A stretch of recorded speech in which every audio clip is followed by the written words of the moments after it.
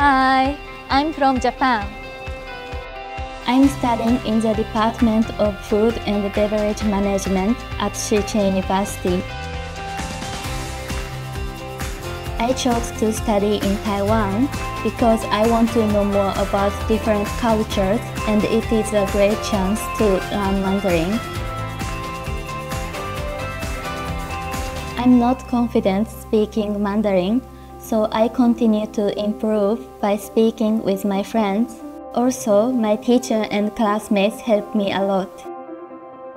My favorite part of studying at Shih Chien University is cooking classes, where we learn lots of dishes from all over the world. This helps me learn more about cultural diversity at the same time. I highly recommend food in Taiwan. There are many things that can only be found in Taiwan, and it is relatively cheap and very delicious. I would like to stay in Taiwan and work in the tourism industry in the future. 你好，这是我们的菜单，今天要喝什么呢？